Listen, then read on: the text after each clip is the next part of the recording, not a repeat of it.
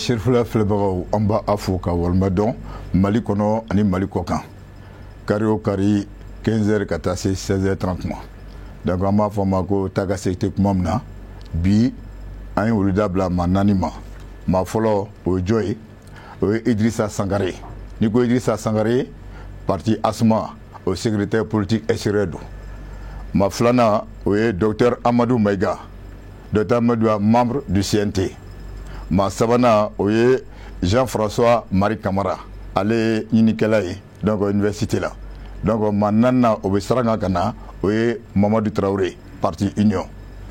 donc monsieur Idrissa Sangare i ni ce weleli la folikan jumɛn bɛ bɔ k'a lase Chérifula filɛbagaw ma. N bɛ foli bila Chérifula ɲɛmaa n'a baarakɛla bɛɛ lajɛlen ma o ni kunnafoni di ka jamanadenw kunnafoni don o don ni kunnafoni ɲuman ye n b'o folikan de di an filɛbaga bɛɛ lajɛlen ma. Ok, merci. D'accord. Docteur Amadou Maïga, donc folikan jumɛn bɛ bɔ k'a lase Chérifula filɛbagaw ma. Ka fɔ ɲɛna ko sunkalo in tɛmɛ ko ɲuman ala k'a jira an ni olu ani silamɛw bɛɛ lajɛlen na ka profiter aw ka antenne fɛ ka foli lase n ka co-débatteurs ma ni minnu bɛ débat la ani Mali cɛ a n'a muso jamana kɔnɔ ani jamana kɔ kan ani jamana marabagaw jamana ɲɛmɔgɔ fɔlɔ n'o ye Bandaw ye ka se fo Maliden laga ma n ka foli bɛ u bɛɛ lajɛlen aw ka antenne barikama in sanfɛ. D'accord, monsieur Jean-François Camara. Bon, ne fana bɛ foli lase bɛɛ ma an bɛ yɛrɛ fɔ fɔlɔ sabula ye de an wele ka na walasa an kana kuma ka Maliyɛnw kunnafoni an bɛ Chérifula baarakɛlaw bɛɛ fo ani an lamɛnbagaw bɛɛ fo mɔgɔ mɔgɔ bɛ ka na ye Mali kɔnɔ ani Mali kɔkan an ka foli b'u bɛɛ ye. Vraiment merci beaucoup comme an ye do fɔ an ɲɛna mɔgɔ naaninan ale bɛ saraka ka na mais bi babu bɛ kan mun kan an ye k'a fɔ chronogramme dévoilé o kɔrɔ ye ko sisan mun ye élection ye. Maintenant, au de Bolodala, donc bi a eu le dabla mananuma. Donc monsieur Sangare, madame est là, a eu qu'à faire programme de voilà amoué parti portugais. Donc a eu qu'à faire 31 octobre 2021 référendum. À quel âge du est référé? Bon, il y a les gouvernement qui est calendrier dit, hakila ya ka baradeke. Na kuma calendrier dit, on fana kunya damana kuma. Mais an y'a kɔlɔsi calendrier disait o fana kuma cayara tuguni donc parti politique yɛrɛ de tun bɛ ka kuma caya kabini a daminɛ na ko gouvernement tɛ ka foyi fɔ calendrier ko la calendrier nana bɔ sisan o fana nana kɛ kuma wɛrɛ Asuma kan ka ɲɔgɔn ye dɔ kɛ tile fila in na ka hakilina di a ko la mais yanni o ɲɔgɔn ye ka se ne yɛrɛ bɛ se ka min fɔ calendrier min dira minnu y'a di olu bɛ kibaruya caman kalama an tɔw tɛ min kalama parce que olu de ye gouvernement ye n'i y'a ye o ye calendrier di nin cogo in na a bɛ sɔrɔ kunnafoni dɔ b'u bolo minɛyɔrɔ dɔ b'u bolo min b'a jira k'a fɔ o bɛ se ka kɛ Asuma kɔni ka laɲini ye min ye a kɛra référendum ye o a kɛra élection tɔ ye o voté ka kɛ ka bɛn sarti dilen ma n'o ye 18 mois ye o y'a fɔlɔ ye a filanan ko minnu kɛra sababu ye ka na ni gɛlɛyaw ye voté tɛmɛnenw na gouvernement ka cogo bɛɛ kɛ o ko ninnu ka olu tɔmɔ ka bɔ a la pour que an kana sigi olu dɔ ka tuguni a kana kɛ sababu ye ka na ni gɛlɛya dɔ n'o ko bɛ se dɔrɔn an kɔni pɛrɛlen don ne bɛ se ka min fɔ kuma daminɛ na o y'o ye. mais ne b'a fɛ k'i ɲininka yɔrɔ min na komi i da mara référendum yala mun b'a kɔnɔ an mun ye parti ASMA ye a bɛ dɔ kalama a kɔnɔ mun b'a kɔnɔ. o ma se fɔlɔ parce que gouvernement ka kan ka projet de constitution de labɛn o b'a labɛn o b'a ci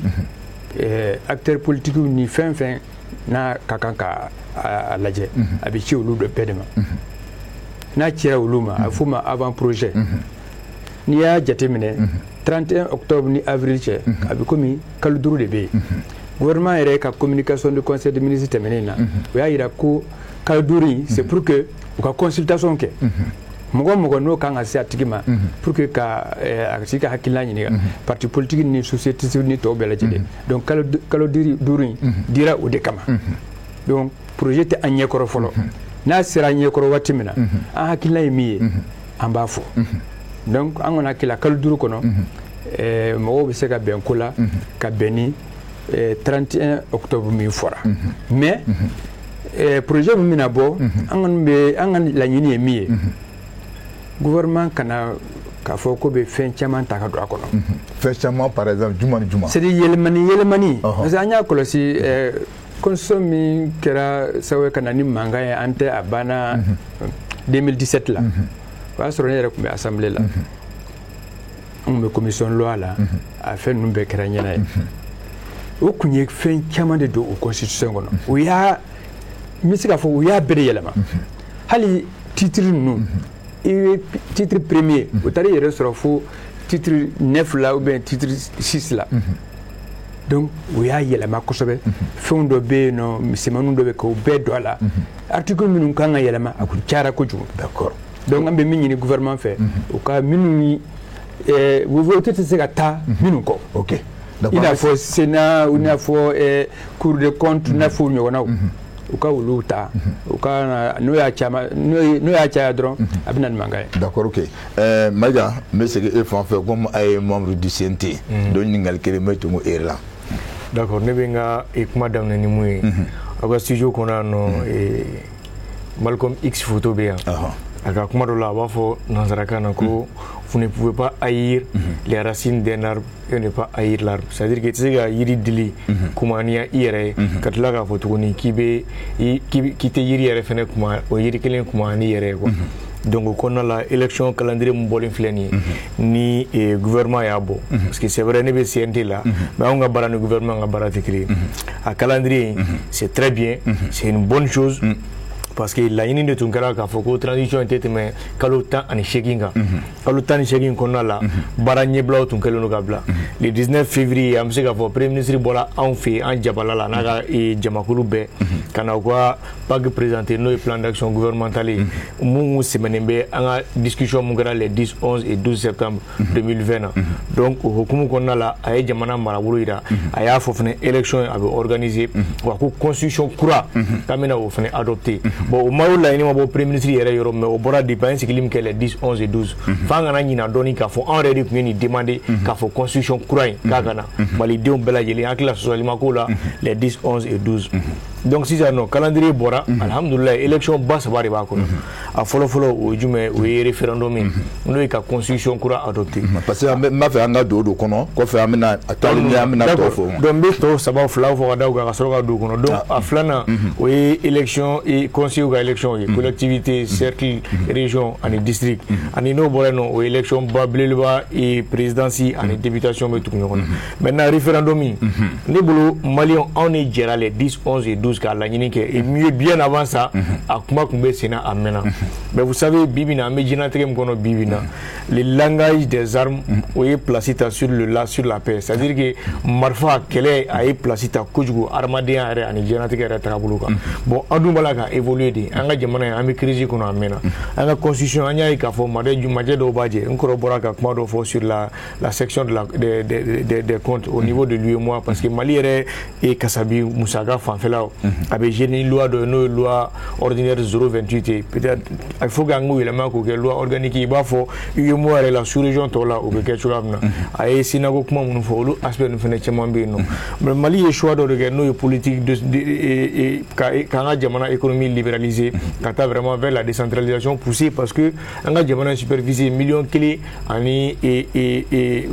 a n'a kunkanfɛn nin bon i b'o jamana min kɔnɔ nin i tɛ se k'a fɔ kuma bɛɛ k'i b'i sigilen to yɔrɔ kelen k'a fɔ k'i b'a gérer donc il faut k'i ka ouverture kɛ i ka se ka jamana marabolo dayɛlɛ jamana kɔnɔdenw yɛrɛ u ka se k'u ka jamana mara an ka constitution ye an b'a ta tuma min na peut-être an y'a ta k'an référer jamanaba wɛrɛ kan n'o ye nanzaraw ye kɛrɛnkɛrɛnnenya la dɔw b'a fɔ faransi bon an y'an kale olu kan k'an ta kɛ bon bi bi na diɲɛ bɛ yɔrɔ min na c'est un monde de mondialisation de globalisation diɲɛlatigɛ fɛɛrɛw a n'a kuntalaw b'a la ka yɛlɛma kojugu donc n'a bɛ yɛlɛma f'an fana ka yɛlɛma ta ka don an ka constitution na président caman bɛ yen minnu tɛmɛna n'u y'a essayer nka u ye gɛlɛya sɔrɔ a kɔnɔ parce que mun muna ni nyemmo mun be no ko ka ba ga fo ko ni constitution fa la dro contre bena zuru la a se ka mandat fla wore ke ka di arema donc a gelew bina politique mo wore ni nyongo je ko jugo donc ala barka la constitution do mu mambulo na ga baraka ne 92 tan février 92 au baraka la ka be transition donc on nom donc ami transition donc on bi ala barka la moi je pense que ni ala reka ke anga se ga jia ka se ga référendum mi ke ya sa ambe la yini munu nyina ka do akono mais a gelema jume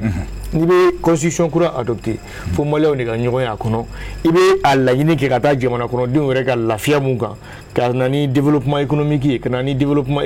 culturel ka nani au moins en tout cas politiquement jamana ka se ka basique stabilité politique il faut que olu acteurs bela jere ku yera kono maintenant déjà beaucoup d'acteurs de la société civile olu farano déjà ka gafé nyebla do glan ka ira ka fo bo olu fela ni ne outra di ministre de la refondation de l'état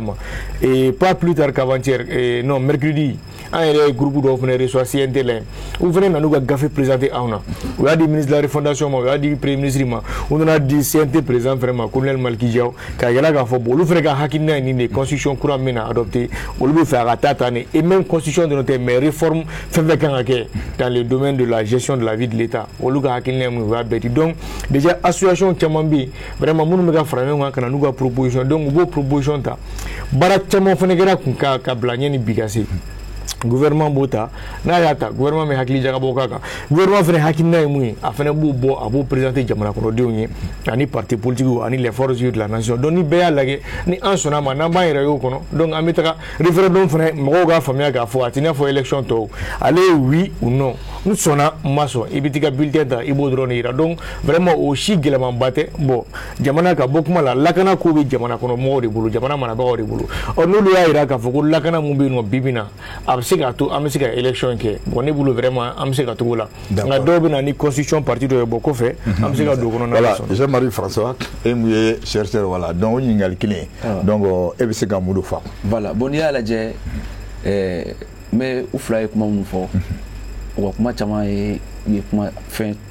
jarani ko sobe ina fo ka fo gouvernement yi chronogramme de élection na o to kana ko le gouvernement est dans son rôle allez ka barado ka OK maintenant fin rek fana kele be no fango fana fo démocratie kuntigi jekulu fly doctrine ba fo ko les enfants de la démocratie sont les partis politiques. Le deuxième moteur de la démocratie, c'est la société civile. Donc le gouvernement ben na élection chronogramme kain. Mais c'est un gouvernement qui est à baraka tugashila ni dodona krefe. Jo manganda krefe den krefe oye parti politique oye société civile. Donc faut agaké inclusif. Maintenant il y a tukuni ka foko en desera sentiment ka sega réforme tama bla en place parce que acteurs moderne on a la bonne foi des acteurs. Maintenant, le référendum comme on a fait 6 ans, non. Le référendum te jago e ka fo constitution qu'on a binale. Le référendum sera que constitution sera fallé. Ah, donc jago a tere. Jago de constitution ka constitution kurai. Constitution qu'on a sera fallé. Faut manko la révision constitutionnelle. O te jago e to fait na to rana. Les constitution dans l'article 112 18 mi no va préciser. Donc on fera ko référendum te ka fo ko amena ni constitution mambulo ka mono fuli jamana kana no kurai o te. Après la question, le référendum est lancé. Amina, une constitution renforcée. Voilà ça, Gela Mouya, en ancien non, ou Gela non, en ancien. Mais pour que Gela soit corrigé, il faut qu'il soit inclusif et correct. Moi, on a d'un greffé. Mais autant qu'on a voulu que tu dises qu'il faut qu'il y ait une société civile. Moi, tant qu'on a voulu qu'il y ait un parti politique, parce qu'aujourd'hui, il faut plus de 200 partis de là. Beka Oule, Bessenga Douala. Mais encore, c'est encourageant. Pourquoi c'est encourageant? Parce que le Premier ministre fait beaucoup. Fait un comité d'orientation stratégique à l'Issibora, il y a un parti pas de Chamaya Kono. Oui, il y a un premier ministre, le gouvernement voulait que voilà ça, on sait que bon Ingléa Kono. Mais en tant que bon Ingléa Kono, tu vois, là, on a un qu'on fait quand il y a un foko, voilà ça, qu'on met à tout en serrant. Et 68 coups d'État, 91 coups d'État, 2012 coups d'État, 2020 coup d'État. Donc ça veut dire que comment qu'est-ce qu'on a là. Sinon dit à Boulsara Blaganza. Donc pour que au Gela au Bekabo une seconde 6 ans non. faut élection minnu organisée à quelle élection libre et transparente. Mais moi, quand je fais ça, non, qu'aucun organe unique de transition, enfin, organe unique de gestion des élections créé. C'est vrai, on a créé. Mais ne venez pas est-ce qu'il y a des difficultés parce que l'État est déjà un parti. Est-ce qu'il y a des temps parce que normalement, Fraga, il risque à la fin de créer. On a tombé piège qu'on a piège de 97 pièges de c'est 97 élections bakili là. Absolument, il risque à la fin de donc maintenant, il réforme la constitution nati en fait. Aux constitutions à réforme, on a fait désormais, Mali élection est organisée, l'administration publique fait, organisée par un organe unique de gestion des élections. On sera de la constitution qu'on a. Flana fana glace, fana du tout connu. Mali kono constitution bambou, la constitution y a un président qui n'a pas roi. Quand un président comme roi, on est dans le présidentialisme. Il va la dire institution citée, même ces présidents en Mali. Institution citée. On va faire article. Le président nomme sera amené par la haute cour de justice. Haute cour de justice est député. Ni haute cour de justice ou la président nomme président même avec article 42 de la constitution dissous. Assemblée dissous. Haute cour de justice banné non. Institution me doit faire un peu de donc en mettant financier, en mettant période de réflexion de voilà ça. Tu vois dit am sera pas galère kono. Il a faut une conférence la photo mina. Au redo ça doit réfléchir. Tu vois, mina malin si kana dan créé. Bon, on a tout une élection mina organisée, élection organisée galère parce que Europe la élection organisée mais qui risque de mani Europe la insécurité b, insécurité manga en bali fana élection organisée. On va préciser que pour zone de non les zones à risque, on peut se couper élection na follow. Les zones mina fait de nos élections qui. D'accord. Voilà, nous faut à comment puncher. Ok. Maodo Traoré, donc Mado Dora Sissa, donc Ngalbe Mouka Sissa pour référendum Mado. Yala ay mouye parti ñemowe. Et puis, quand vous faites un référendum contre on a fait là, c'est Chérifula Djabala Mogoma, ni Maliam Begana, Mali Konani, Mali Koka, Kafoula Souma. Et beaucoup de années, nous avons une fois, quand c'est la folle là, Jamana, ça va arriver, Jamana Kono. En donnant Wati Dokona, la nous guérinte Wati, n'a pas fait ma transition, car ça va bouquer, car un coup d'état là. C'est rien d'oban qu'on a oyo et confort au moins bateau. Flana est mis. Référendum te segake sharia sumbe ankuna ne ma fore charti ni constitution o ko amega baraka nori o de ko sharia sumba ankuna a sigide keme anitani shigi ko constitution sega yeleman togal fanga jamana nyema soro min wotela ka député o soro mun sigilon sente mankuna bi anga bunya bu yoro mais député o taw an rebe fait cour constitutionnel ku nyine nga ko dawlaw o bi drapeau arboro yela o te se ka loi taw olu kan ka kɛ de u bɛ hakilina de di hakilina min bɛ se ka kɔfɛ ka ratifier bulonba kura sigilen mun wote la donc an bɛ yɔrɔ min na an bɛ chronogramme de kɔ anw de ko transition ko dan ka k'a la hali ni wote kɛla sini sɔgɔma ye a tɛ anw tɔɔrɔ nka wote min kan ka kɛ fo ka dɔn fɛn min ɲɔgɔn ma deli ka kɛ Mali la anw ka jamana in kɔnɔ mɔgɔ 100 sarada la 90 kɛmɛ sarada la 69 o ma taa tubabu ka kalanyɔrɔ la o ma taa arabu ka kalanyɔrɔ la bolo da yɔrɔ yɛrɛ o dɔɔni ka gɛlɛn an ma donc ni ko b'o cogoya la n'a ko k'a bɛ élection fara ɲɔgɔn kan a bɛ kɛ problème de ye anw bolo transition ka baara tɛ foyi ye a ka présidence organisé ka législative organisé salam kayira mɔgɔ wɛrɛ bɛ na min b'a tɔ kɛ Mali ma bange bi o an tɛ k'a fɔ ko Moribo wa yanni Moribo cɛ n ko dɔ fɛnɛ tun bɛ yen donc anw bolo baara min kan ka kɛ bi o y'o de. mais ne ma yɔrɔ faamu comme i nana sisan dɔw ko ko a yamaruya tɛ ninnu bolo donc n bɛ taa référendum de yala mun ni mun yɛrɛ de b'a kɔnɔ dɛ. référendum b'a yira de k'a fɔ k'an ka sariya sunba k'an k'an bolo maga la. k'an k'an bolo maga la k'an k'a lajɛ k'a falen référendum kɔrɔw de wa n'i ko i bɛ sariya sunba falen min bɛ yen fɔlɔ an ko sariya sunba in yɛrɛ ma ɲi mais min bɛ an yɛrɛ to k'o bato a ma ɲi tiɲɛ don mais min yɛrɛ bɛ yen an k'o bato an tɛna na ni kura ye k'a sɔrɔ n'an ye nin batobaliya ta ka ban an bɛ na ni kura jumɛn ye k'an b'o bato. Ah d'accord donc monsieur Sangare donc comme on appelle Mamadou ye mun fɔ e bɛ se ka mun de fɔ sira kan comme a bɛɛ ye politicien ye. bon balimakɛ ye min fɔ tiɲɛ b'a bolo nka n bɛ se ka min da o kan a bɛ ka yɔrɔ min fɔ o y'a ye n'an bɛ situation normale la. n'an bɛ situation normale la. n'an bɛ situation normale la. ale yɛrɛ charte ko kuma fɔ sisan ni charte yɛrɛ nana fara constitution kan i b'a dɔn sariya kɔni sariya violé la kabino yoro la coup d'état kera sariya violé bete mo ka afora ko le coup d'état est imprescriptible c'est carrément banni adun kera akura fana sariya soso bete mo ka donc on n'est pas dans une situation normale là en situation exceptionnelle de là avec la condition min fo o yaye ni en situation normale de là voilà effectivement il y a fo cogo mina ni constitution be yelema président de la république ou bien assemblée nationale même ba fo ka fraka oui n'en situation normale de là anti situation normale là donc il faut que on a adapté au delà malien ka je ka ben fɛn dɔ kan n'u bɛnna min kan o de ye sariya ye o ne ka hakilina o de mais n'an ko an bɛ a taama sariya bolo yɛrɛ kan hali loi électorale minnu filɛ nin ye hali olu an tɛ se k'o kɛ hali président voté yɛrɛ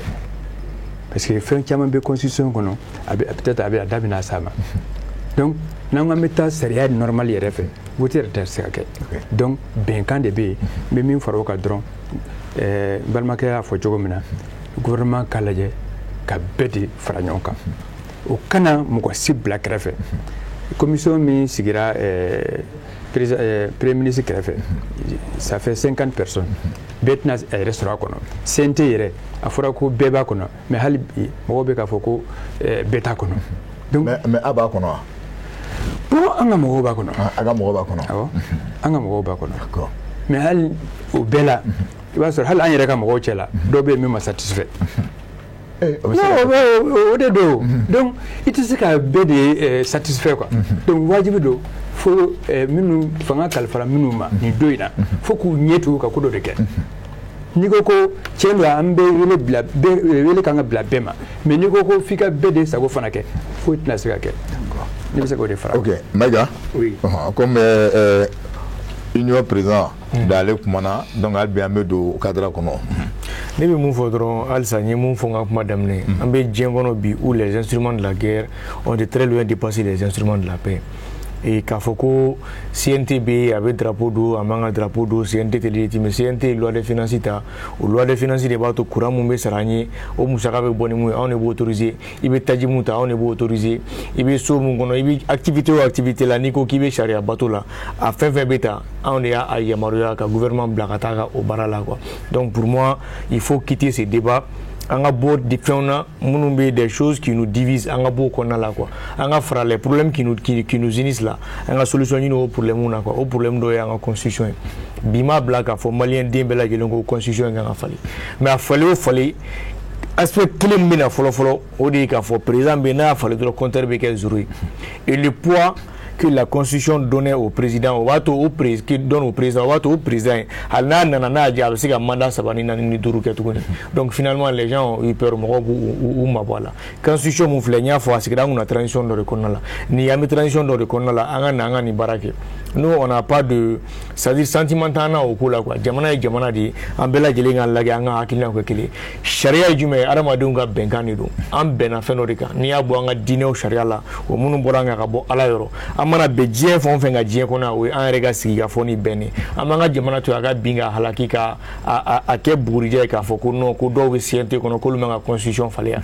mais anw t'a falen o jamana kɔnɔdenw de bɛ a falen par un référendum oui ou non. mais est ce que o référendum kuma bɛ fara puisque ne y'a ɲininkali bɛ kɛra a fɔra ko transition ni ko fila don. Organiser les élections et puis mettre en sécurité. Mais est-ce que est-ce que Yamara veut au boulot k'a fɔ k'an bɛ taa référendum est-ce que ale ye mun fɔ président de kan ni président mun nana o de bɛ se ka référendum. a yamaruya b'an bolo ne t'a la yɔrɔ fana la mun na n'a sɛbɛnni bɛ yen k'a yamaruya t'anw bolo a tɛ yen o olu b'o focaliser constitution mun kan ka fɔ on a dit charte ale ni constitution o bɛ ɲɔgɔn dafa de charte kɔnɔna la anw bɛ assemblée nɔrɔbila la les titres de député la mɔgɔw b'u bolo o mun na nin ye n bɛna bɛn a ɲɛf'i ɲɛna kojugu tɛ dɛ an m'a kɛ charte kɔnɔ dɔrɔn de ka faut que CNT mɔgɔ bɛ se ka wele ko député n'an tun y'a sɛbɛn a kɔnɔ sɛbɛn dɔrɔn de don a bɛ kɛ cour constitutionnelle ka jaabi bɔra moi je crois que j'invite encore les gens à aller lire a fɔra dɔrɔn a sɛbɛnnen tɛ charte kɔnɔ mais constitution kɔnɔ a bɛ yen ko mun fila bɛ ɲɔgɔn dafa constitution bɛ sanfɛ donc mun bɛ constitution kɔnɔ an ye baara kɛ n'o point c'est tout mais an bɛ loi ta o an ye loi joli ta an ye premier ministre ka loi ta an ye loi dɔ ta minnu bɛ taa milliard ba tan ni naani ani million kɛmɛ ɲɔgɔn na mun b'a to les petites moyennes et micro industries u bɛ se ka taga wari ɲini cogoya min na ka se k'u ka secteur développer mais ça c'est pour que ka se k'an ka développement instaurer an ye minali an ye loi ta pour mun bɛ se ka clinique Mohamed la clinique périnatale Mohamed 6 mun bɛ yen n'a tun bɛ marocain bolo ni privé kun don ni gouvernement kɔrɔlen ma bɛn a la n'a y'a yɛlɛma ka kɛ hôpital de niveau de référence la mun bɛ di Ponge Gabriel Touré a bɛ n'a fɔ Ponge Gabriel Touré bɛ cogo min o baara bɛ senna o kan ka dayɛlɛ million 300 millions bɔra pour que ka se k'a kɛ joona joona ka mɔgɔw ta ka se ka rendu opérationnel vous pensez qu'an b'o datugulen to maliyɛnw ka bɔ ka bin ka sa parce que u k'anw bɛ CNT la moi je crois qu'an ka b'u kɔnɔ qu'on regarde les problèmes qui nous unissent le Mali c'est le Mali c'est pour nous tous ne ta tɛ ko ye ale dama ka k'a la ni Jean dama ka k'a la kɔrɔ dama ka k'a la e dama ka k'a la an bɛɛ lajɛlen de nous sommes un tout nous sommes ensemble i b'a fɔ an ka devise b'a fɔ cogo min un peuple un but une fois n'an ka devise y'an ka hymne ta walayi maliyɛn foyi tɛ fili. d'accord Jean-François a bi baro kɔni voilà. tu fais monsieur Sangare ka yɔrɔ dɔ bɛ yen nɔ o diyara n ye kosɛbɛ n bɛ fɛ ka dɔ fara o kan a ko n'an ye an filɛ nin situation min yɛrɛ la ni constitution yɛrɛ batonna ni si tɛ kɛ hali bi an bɛ yɔrɔ min na président de la République tɛ Mali la o le Mali n'a pas de président de la République n'an ye constitution yɛrɛ lajɛ parce que président de la République bɛ sigi Mali fɛ article 30 de notre constitution président de la République bɛ élu de n'a y'a lajɛ donc tuguni CNT ka yɔrɔ fana n'i y'a lajɛ fana tuguni mun na mɔgɔw b'a fɔ crise de légitimité bɛ parce que député bɛ tɛ sigi député tɛ nommé Mali la député bɛ élu de au suffrage universel donc o gɛlɛya fana bɛ mais pour que ka nin gɛlɛya bɛ corriger sisan nɔ n'an y'an sigi k'a fɔ ko an tɛ situation normale la ko article 100 an article 100 ani fɛn 100 de notre constitution min bɛ constitution référendum précisé constitution bɛ se ka yɛlɛma wagati min na ko ni intégrité territoriale bɛ yen nɔ k'a tɛ se ka yɛlɛma a bɛ fɔ min ma ko les limitations temporaires donc n'i y'o jateminɛ k'a fɔ est ce que hali ni président kura sigira 2022 est ce que Mali bɛna se ka intégrité territoriale recouvert datugu sɔrɔ 2022 ya c'est pas garanti. Est-ce que c'est sur 2030 nous fait c'est pas grave faut être même ce qu'on ira maintenant il faudra qu'il faut intégrité territoriale que d'afa moi j'ai ancien certain mais à mes textes il est interprété comme faux au lieu d'un pareil à tes partis politiques à côté mais il y a des termes 600 il va y avoir faut qu'on ait intégrité territoriale sur lui wati moi cité Mali économie c'est qu'on garantit qu'à venir sur le période là donc là si quand même une réforme black au Raben Korigana avec Galéa donc 1600 ko bébé c'est quand nous mais c'est quand tout ni au bébé c'est qu'il y a un dialogue de parti politique ani société civile gouvernement kana machine bien créé parce que référendum munu mana projet mana yira mo la commune de constitution kono am kuma kane ka fo premier ministre acte mi posé ngoni acte ni namare do 50 personnes mun tara kono munu yira kono ni munu mu yira kono afara ko munu yira kono ni munu mu yira kono ko no ya soro kuma bi fo ife ka fo jamana tabula bisa ka ke ki bisa ka reso donc beaucoup bien en fara ɲɔgɔn kan kɛ gouvernement kana mɔgɔ si den kɛrɛfɛ parce que référendum bɛ se ka kɛ gɛlɛya ɲininkali bɛ mɔgɔ caman bolo i n'a fɔ a y'a fɔ cogo min na k'a fɔ ko ninnu tɛ se ka constitution falen minnu bɛ k'an mara bi ko légitimité ba t'u la ko ka se ka constitution falen gɛlɛya dun de fana b'u lase yan nɔ an tɛna se k'a fɔ. mais e yɛrɛ ka côté yɛrɛ la est ce que o bɛ se ale ye mun fɔ nin ni e yɛrɛ ka dɔnni est ce que a bɛ se ka kɛ. n'i y'a ta ko ni constitution yɛrɛ lajɛ u tɛ se k'a fɛ légitimité tɛ yen n'i y'a ta constitution yɛrɛ la parce que constitution va préciser clairement que l'initiative de la révision appartient concurremment au président de la République et aux députés.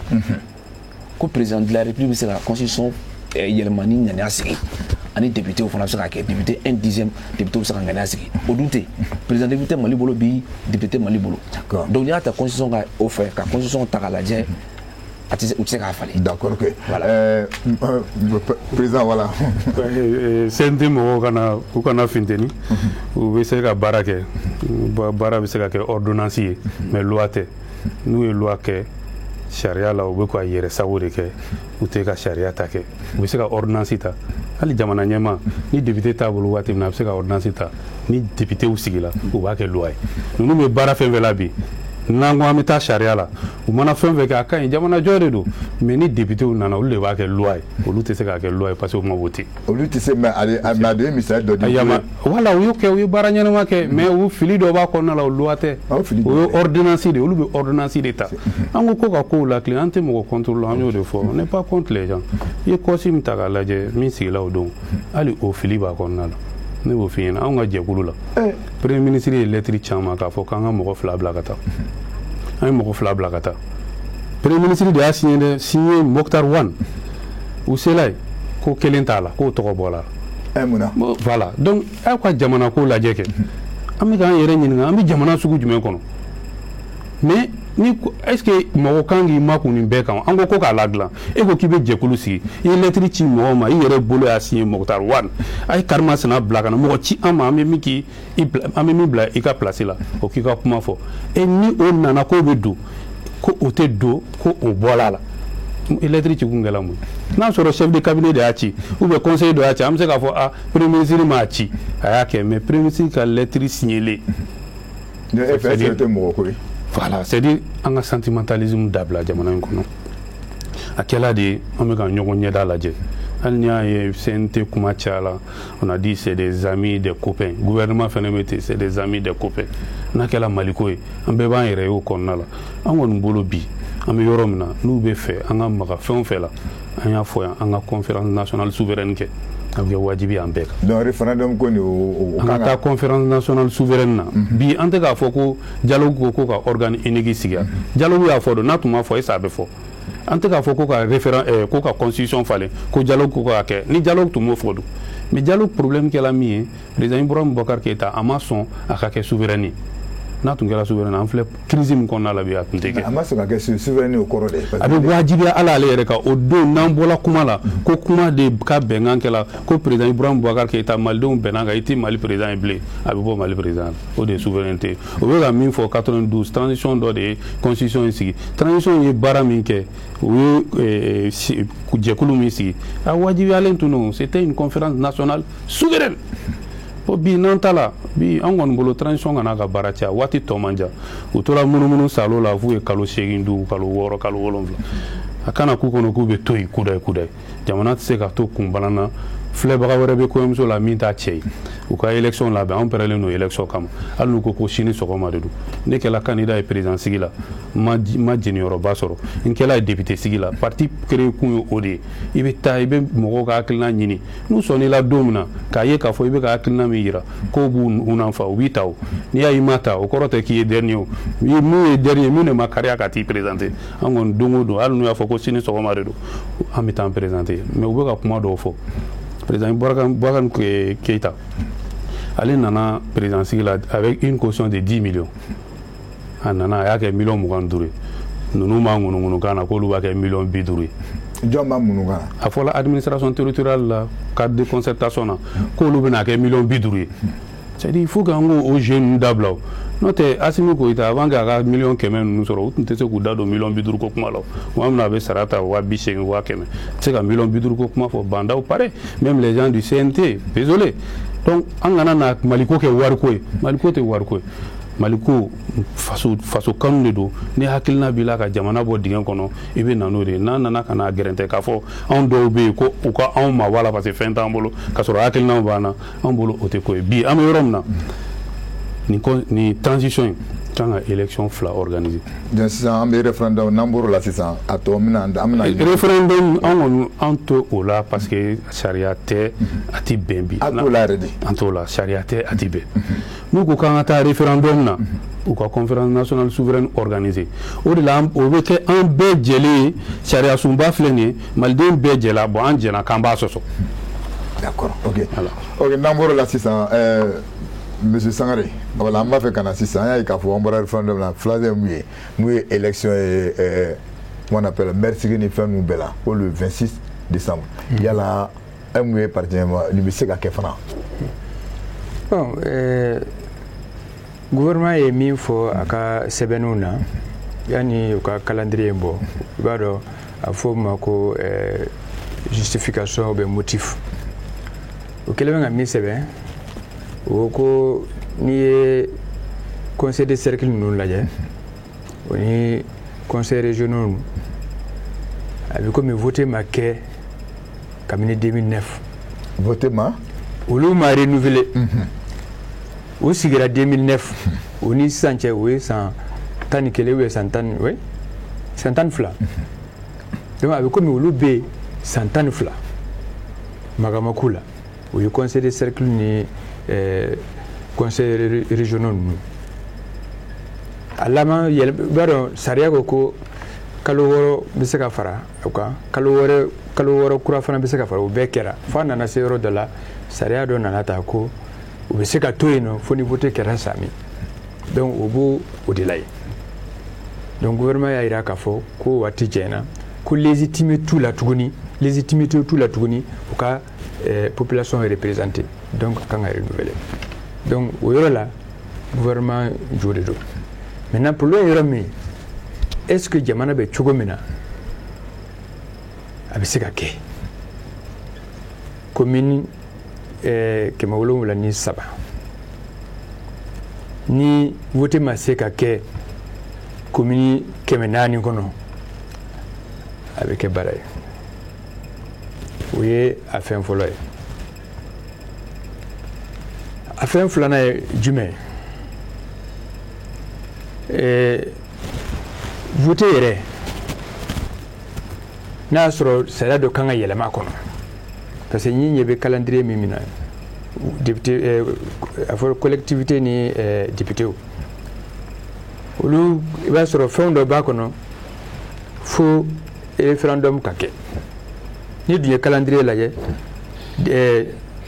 référendum bɛ kɛ 31 le 31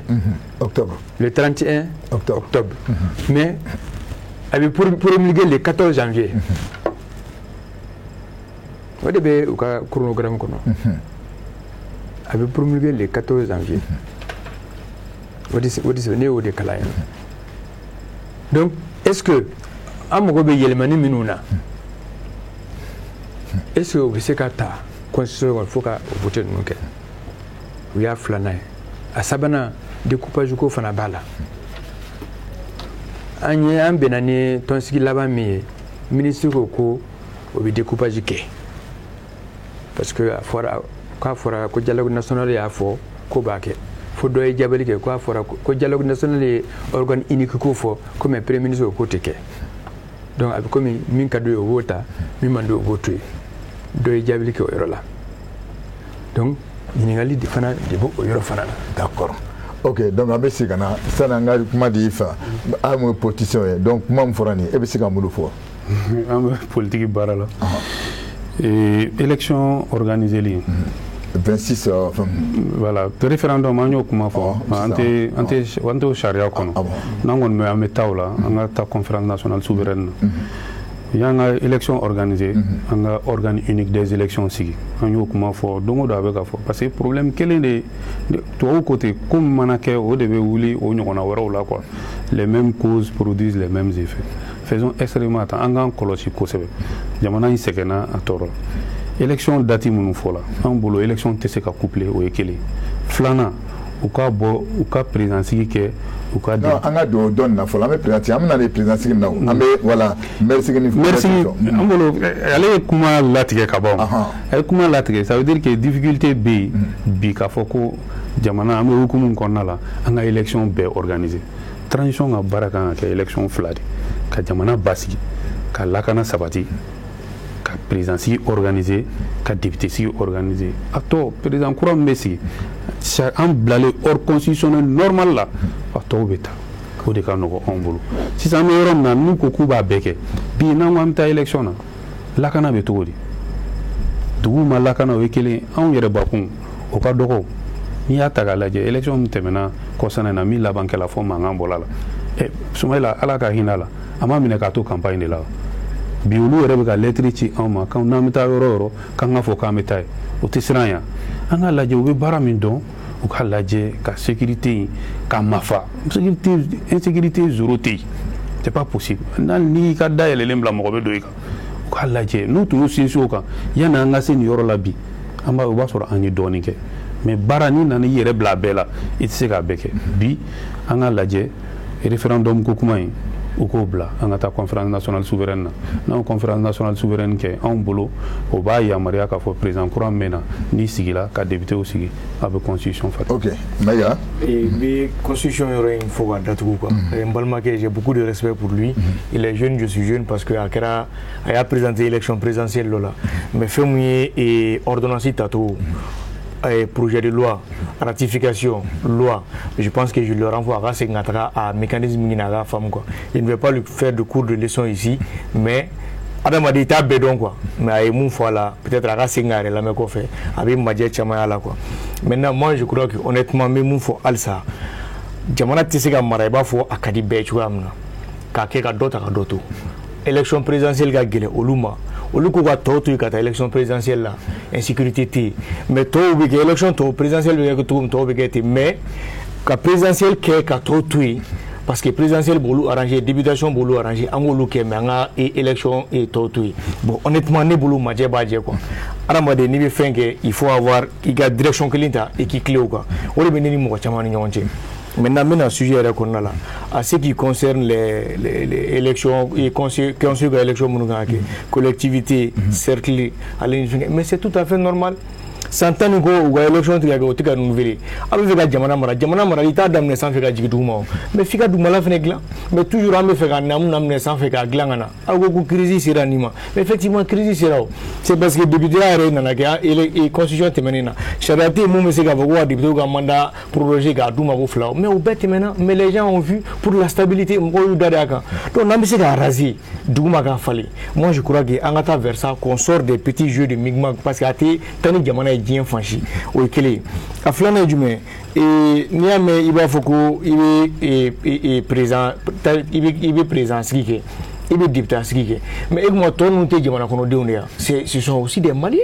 donc ni manière il est ok il faut qu'il y ait tout le fait là avec moi de foko et administration kuma konu betairo na kuga anyefuna mais c'est normal jamana insécurité de l'ento mo chula mo de to en wula la crise en sera crise on est conscient qu'il y a une insécurité mais on travaille pour que ça s'améliore et personne ne peut dire aujourd'hui que phénomène dans ce sens là akera mais encore il faut évaluer et voir s'il doit on doit améliorer on va améliorer ni abetairo là c'est pour que moi je me lance sur la gagner la ka kishoma o de forayo mais o kishili fena wo fena manga adama de kinin kishi google ni bo wati ka barayo la fanga mo de blago akila kana ay go ko fena mo manga blago akila kana ani dankari la ga adama de la ki mo bo sa bena wuli tukuni ka jamana accusé honnêtement les partis politiques aujourd'hui ils doivent se dire que jamana à stabilité femme pas dépendre au l'oreille. Kamara tu le moteur de la démocratie c'est les partis politiques et les organisations de la société civile. Mais moi dans mes livres, ce que j'ai lu, c'est que c'est les partis politiques et les élections. Les élections parce que le peuple s'exprime à travers les élections, c'est là le moteur de la démocratie. Ni élection de démocratie la droit halikap là. Et ce processus là, on a d'autres à d'autres. Tant qu'à Messi, moi je crois qu'on a travaillé. Bi, il n'a pas fait bi qui veut vous dire qu'il veut d'autres à boire là. À comment fera depuis les 10, 11 et 12. Administration à Barakeo. Malien d'Imbe qui investit qui l'englige à Barakeo. ABC un truc comment me faut. Non, Wargo on y fait. Moi même si on me donne 100 millions, je prends. Mon ambata, j'ai pas de regrets parce que même Maliens, on les a caméra là qu'à fouiller. Ne blala baram là, je le fais, ce boulot, je le fais. Je travaille le matin jusqu'au soir. Je fais plus qu'on me donne. Je fais des choses, je ne suis pas payé en heure supplémentaire parce que je me dis que Ntaram blala là, il faut que je le fasse pour que Djamana me sera boire. Et je jure que si chacun s'investit, en Bela Djele à Ké à Niema, il y a des choses que tu connais, que tu ne connais pas, mais les gens se complètent. Si on se donne les mains, honnêtement, dans l'unité, qu'à Fragnon Gagné, voilà Djamana. Mais fanga body ka fuka bega kene hakilnata mo kele hakilnata te tien d'accord Jean-François ah bi comment faire ouais moi on est bega knadi voilà ma ka ron rectifier follow démocratie moteur et parti politique en dessous de civil élection démocratie de l'avant de élection mais en fait frafna en démocratie même la parti politique nous sont civil la motiver comme ça aux élections et à fond la démocratie électoraliste. C'est-à-dire le premier fondement de la démocratie, c'est le respect des droits de l'homme. Jamana dunga akika koloshi, dunga fagala sabati. Abita labanu jumai kalata. Oda lawai. Donc élection et démocratie électoraliste de. Démocratie ré jamana dunga ake ka koloshi ka dunga. Donc moi ka kuma kunche. Donc maintenant si ça ka fait une dafa no élection communale fait tiens nous monsieur Sangare a fɔ cogo min na ko dɔw bɛ yen minnu élila depuis 2009 n'i y'a ye k'a fɔ ko 2009 o ni bi cɛ o ye san 10 kɔ ye donc ni gouvernement y'a fɔ k'a bɛ élection organiser gouvernement kan ka ɲininka a bɛ se ka organiser à quel titre n'o y'a sɔrɔ sécurité bɛ se ka lasabati gouvernement bɛ ɲininka à quel titre voilà cogoya di a bɛna se ka élection organiser sinon ŋaniya ɲuman de don k'a fɔ ko élection organiser o parce que mɔgɔ min élila depuis 2009 n'a sɔrɔ ko halisa ko tigi bɛ yen nɔ donc n'a ko k'a bɛ élection organiser o ye hakilina ɲuman ye mais a bɛna organiser cogoya di insécurité bɛ zone min na ka gɛlɛn donc o bɛɛ de gɛlɛya ye tuguni ka na frère ka kuma la tuguni a ka inquiétude ne b'a dɔn a ye hakilina ɲuman b'a la mais ale sirannen de don. Est-ce que ale siran don a b'a ka kuma min fɔra nin ko mun tɛ moi en tant qu'analyste politique n'i y'a ka kuma lajɛ a bɛ siran de la a bɛ siran de kɔnɔ a bɛ siran kɔnɔ jumɛn siran sugu jumɛn don k'a fɔ ko fugariya siran tɛ dɛ méfiance a b'a fɔ ko minnu bɛ k'an mara sisan n'u ko k'u bɛ réforme kɛ est-ce que réforme bɛna kɛ ka ɲɛ est-ce que a bɛna kɛ ka ɲɛ ka parti politique wa fɛn dafa wala ni jamanadenw ka laɲini dafa parce que n y'o de fɔ toujours n ka kuma kɔnɔ n taara plateau kan n b'o de fɔ toujours ni nin question posera n b'a fɔ ko ni an bɛ transition kɔnɔna la selon les grands politiques camerounais Lik Sunjum a ko ko transition ye période jumɛn ye ko période balle à terre k'aw kɔfilɛ k'aw calmer k'a fɔ ko mun na enseignement an k'olu analyser ko se k'olu bɛ corriger olu se ka olu bɛ corriger o bɛ kɛ ni sira jumɛn ye olu bɛ taa laban ni réforme institutionnelle et politique de ye donc ale sera n'o yɔrɔ la a bɛ ko dɔn est ce que n'u y'a kɛ a tɛna kɛ ka ɲɛ donc mɔgɔw fana b'u yɛrɛ ɲininka tuguni k'a fɔ ko ni président kura yɛrɛ sigira tuguni ni président kura sigira n'o ko k'a bɛna référendum kɛ Mali la tuguni ko gɛlɛya min wulila ATT nɔfɛ min wulila IBK nɔfɛ ko gɛlɛya kelen bɛ wuli a nɔfɛ ko parce que maliyɛnw bɛɛ hakili bɛ taa yɔrɔ kelen na a b'a fɔ ko ko a bɛna maga article 30 la 130 article 30 ma constitution kɔnɔ min bɛ président ka mandat fɔ donc o gɛlɛya b'an da la mais gɛlɛya dɔ fana bɛ tuguni n bɛna min f'i ɲɛna tuguni o ye constitution min b'an bolo a constitution ka girin an ma waritigi constitution de don cogoya di waritigi jamana parce que ale tɛ se ka yɛlɛma cogoya si la aucune véhicule de notre constitution ne peut faire l'objet d'aucune révision constitutionnelle sans passer par la voie référendaire o kɔrɔ ye di ko an ka constitution foyi tɛ se ka yɛlɛma a kɔnɔ n'i ma jamanadenw wele ka na k'u ɲininka référendum o ye wari de ye élection o ye gɛlɛya ye donc maintenant n'i y'an ka dafɛdugu bɛɛ la sisan nɔ même le pays jamana min kɔnɔ démocratie cɔn-cɔn don jamana min kɔnɔ kosɛbɛ olu bɛ constitution sugu min b'a fɔ ma ko constitution souple o ye jumɛn ye o kɔrɔ ko constitution bɛ se ka yɛlɛma députés fɛ mais an ta tɛ se ka k'o ye dɛ an t'an ta kɛ souplesse absolue dɛ mais souplesse relative o kɔrɔ di ko an ka article minnu b'an ka constitution kɔnɔna la minnu ye article sensible ye maliyɛnw bɛ siran minnu ɲɛ a yɛlɛmani ɲɛ an b'olu datugu k'o tile di jamanadenw ma souverain ma k'a fɔ ko ni cette disposition ne peut faire l'objet d'aucune révision constitutionnelle sans passer par la voie référendaire quand j'étais étudiant au Sénégal a bɛ ten olu fɛ yen wa article minnu bɛ jamanadenw bɛ siran min ɲɛ ko ne k'a datugu ka tile di souverain ma k'a fɔ ko mɔgɔ si tɛ se ka nin article yɛlɛma ni peuple tɛ député tɛ se ka yɛlɛma mais an ka gɛlɛya dɔ fana bɛ assemblée kɔnɔ i bɛ député fana ye assemblée kɔnɔ minnu tɛ ta kun dɔn on fɔ min ma ko tubabukan na ko les députés béni oui minnu bɛ taa dɔrɔn k'u bolo fila kɔrɔta n'a fɔra ko président de y'a bila ka na ni projet bila ka na u b'u bolo fila kɔrɔta k'a fɔ k'an sɔnna k'a sɔrɔ u ma foyi faamu réforme minnu ma an bɛ réforme temps min na sisan f'an ka hakili jagabɔ olu bɛɛ la maa kana taa assemblée kɔnɔ ten légitimité t'i la crédibilité t'i la min na tuguni fo olu ka ban. mais i ye kuma dɔ fɔ sisan ko député mun b'a fɔ mais i bɛ ni député mun tɛmɛna ou bien an bɛ minnu na député ta Mali la sisan voilà député in bilen o minnu tɛmɛna ka tɛmɛ kɔrɔlenw voilà o caman de gɛlɛya o fana gɛlɛya kɛra gɛlɛya an bolo ka taa o caman tun bɛ bolo fila kɔrɔ ten k'a fɔ dɔrɔn ko président de ni projet bila ka na o b'a voté ka sɔrɔ u m'a faamu. ok e kuma bɛ ka mun de fɔ. jusqu'à yɔrɔ dɔ la kelen quoi c'est à dire député ka bolo fila kɔrɔ ta kɔrɔ de b'a la par exemple ni absent dɔ bɛ yen nɔ n'a absent tɛ yen. mais a ka teli ɲɔgɔn ma dɛ. non j'ai compris mais parce que maliyɛnw b'a fɔ mais mɔgɔw t'a faamu parce que tɛ la o ye mɔgɔ bolo fila ye quoi bolo fila ye jumɛn ni député dɔ bɛ yen ni mun tɛ yen n'a tɛ yen nɔ dɔrɔn a bɛ fɛngɛ de procuration di n'a ye procuration ni compte bɛ kɛ donc a bɛ tigɛ kelen wuli procuration b'aw la a bɛ filanan merci o de tun don. d'accord mais c'est que a mi faamu. a b'a yɛrɛ faamu ne ka tɛ k'a fɔ bolo fila kɔrɔta ye k'a fɔ ko a ma faamuya je sais o b'a yɛrɛ ko dɔ tɛ yen o b'o yira o mais ne bɛ ka yɔrɔ min ma mon cher ami Maïga o yɔrɔ min ye député caman bɛ taa assemblée kɔnɔ ne ye formation caman kɛ parti politique kunna Mali kɔnɔ yan fan caman kɔnɔ cadre député baw yɛrɛ caman ko ne ma ne ko ma o tun b'a fɔ ko ale ye député ye dugulan t'a dugu tɔgɔ fɔ k'ale taara olu de ka baara la assemblée kɔnɔ alors que an fɛ député i ka mandat ye national de député min élula Segu i ma élu Segukaw dɔrɔn ye i élula maliyɛnw bɛɛ de nous sommes dans la démocratie et représentative. C'est ça le système politique du Mali. Organisation politique, organisation de notre État, ça s'appelle. Pour ta même frère, député de Bambou. Voilà, les bas. Voilà.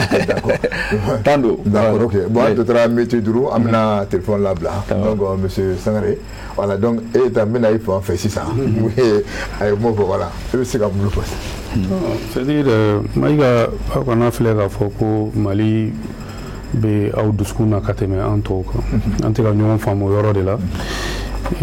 mɔgɔ filɛ n'i bɛ sigi la n'a fɔra ko i bɛ ka nin kɛ k'a man ɲi k'i k'a lakile ne ma deli k'o ye k'o kɛ juguman ye ne sigila yan n y'a fɔ ko sariyaso ma an yamaruya ni min ye n'an tun coup d'état tun kɛlen n'u tun y'a fɔ ko constitution suspend na ne bɛ kuma min fɔ bi ne tɛ se ka fɔ donc il faut que k'o de faamu bi m'an bila kuma la an bɛ ka nin kuma ninnu fɔ gɛrɛntɛba de don anw ma a fɔ an bɛ siran an tɛ siran koyi an bɛ politiki bunakun kan jamana kanu de kama fɛn dɔw bɛ yen an da bɛna s'a ma n'olu bɔra politiki la bi maa ladiri bɛ dɔn o ye nafolo de maliyɛnw kan ka 500 1000 sukaro bɔrɔ kɔgɔ bɔrɔ u k'o to u ka taa wote lakika la n'o kɛla min ye ɲɛmaa ye jamanadenw hinɛ bɛ min na o bɛ dɔn ni mɔgɔw taara ka taa u kofɔ ɲɔgɔn ye maa bɛ maa ladiri dɔn a kɛwale de la donc an bolo an bɛ yɔrɔ min na bi sariya sɔsɔ an tɛ fɛ o de ka kɛ hali n'an bɛna constitution kura min ta n'an taara n'a ye ni a kɛla sɔsɔli ye tuguni parce que président Ibrahim Boubacar Keïta a ka fanga binna mais a fana ye sariya yɔrɔ dɔ sɔsɔ kura min bɛ na mun de b'an a fɔ an ɲɛna ko an bɛna min dilan k'an bɛna dilan ka ɲɛ a bɛna kɛ fɛn parler sanu constitution de don mais k'a bɛna bato problème b'o yɔrɔ de la donc il faut que an k'a lajɛ min b'an bolo nin an k'o yɛrɛ bato fɔlɔ ba. e bɛ mun fɔra sisan o ne kuma nin bɛɛ ta k'a lajɛ bi a ko bon a tɛna se ka kɛ mais ni bi n'a fɔra ko a tɛna se ka kɛ n'o ko bɛ dɔ fara CNDO n'u ka fɛ e bɛ se ka mun fɔ donc yala dɔ tɛna fara olu ka mandat fara. non olu an ye président sigi fɔ président transition fɛn kelen de don ko terrain binna a ta ka bila sira la a ka taa ka sira fɛ transition de te période min de don waati koronikɛla. mais comme olu bɛ mun na k'u bɛ programme dira a b'a fɔra ko non. ayi ne ma fiɲɛ bila programme ne ko n ko hali ni élection ye sini sɔgɔma ye nka an bɛ taa la an ko ko transition. hali élection a bɛ taa. hali n'a kɛla sini sɔgɔma ye mais an ko de a ka kɛ président sigi ani député sigi ni garizɛgɛ mɔgɔ tɛ taa k'i garizɛgɛ to ko ne tɛ siran ko dɔn politique la an b'a baara la don o don hali an sigilen don yan nin tɛ dama campagne ma i bɛ kuma don min b'i kɔnɔ mɔgɔw bɛ i ŋaniya dɔn i ka baarakɛ bolo ye min ye hali ni élection kɛla sini sɔgɔma ye jamanatigi de ka sigi an kunna légitimité bɛ min na légalité bɛ min na diɲɛma bɛ malo an ma cogo min na parce que an bɛ mɔgɔ wɛrɛw de cɛ ma ne ka kuma b'o yɔrɔ de la. ok d'accord monsieur Sangaré comme aw ye politicien hali bi o kuma kelen ninnu parce que a bɛɛ b'aw de fan concerné wala wa hali sini n'o ko mɛrifano ko mais hali sini n'a bɛ taa élection na a bɛ se ka taa. oui n y'a fɔ n ka kuma daminɛ na n ko jamana kalifala mɔgɔw minnu ma n'o ko ko bɛ se k'a kɛ anw tɔw an bɛ tugu kɔ parce que olu de y'u ko bɛ se ka kɛ mais an bɛ se k'an hakilina di an siranna yɔrɔ minnu ye an b'o fɔ u kan k'u hakili janto yɔrɔ min na an b'o f'u ye mais a tɔ bɛ olu yɛrɛ de bolo i communal o i député sigi o i président sigi o n'o ko ko bɛ fɛn fɛn organiser asuma pɛrɛlen don ka taa mais a tɛ an bali an siran yɔrɔ ye yɔrɔ minnu ye k'o sɛbɛn k'o ci comité min sigira premier ministre kɛrɛfɛ an ka mɔgɔw b'a la an bɛ cadre de concertation min bɛ ministère de l'administration territoriale la an bɛ yen nɔ an bɛ hakilina di o yɔrɔ ninnu na mais a tɔ bɛ gouvernement yɛrɛ de bolo. mais député voilà député président si k'a kɛ couplé yala nin ye ko kura ye dɛ. ko kura de don ko kura de don a bɛ sɔn ka na ni gɛlɛyaw caman ye et puis a y'a lajɛ fana o ye programme min di premier tour a bɛɛ bɛ kɛ ɲɔgɔn fɛ. député sigi ni président sigi a bɛɛ bɛ kɛ ɲɔgɔn fɛ mais deuxième tour la président ta o bɛ kɛ le 13 ou bien c'est bien le 13 hein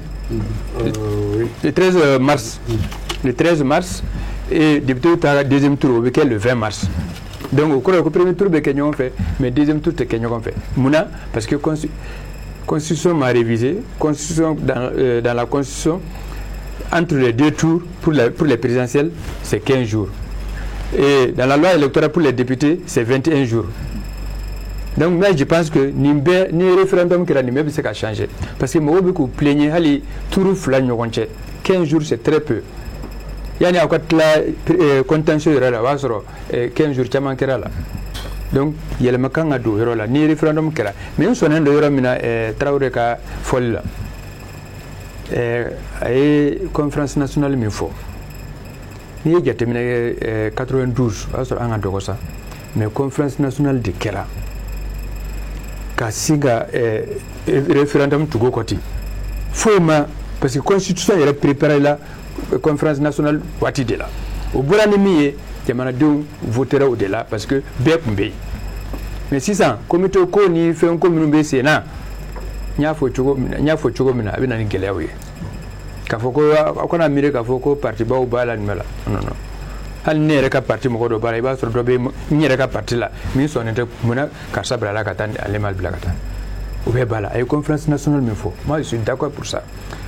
bi m'an bila transition kɛ la transition minnu tɛmɛna a se ma 18 mois sɔrɔ donc moi je pense que temps min dura o bɛ se ka kɛ mais o kana a bila da girinma na quoi conférence nationale jamanadenw bɛɛ ka wele constitution ka préparer conférence nationale kɔnɔna na ka adopter conférence nationale kɔnɔna na o kɔrɔ n'u taara référendum na dɔrɔn c'est lui qui va emporter mais n'o y'a kɛ cogo dɔ la ka dɔw sen bɔ a la ne taara n ka dugu la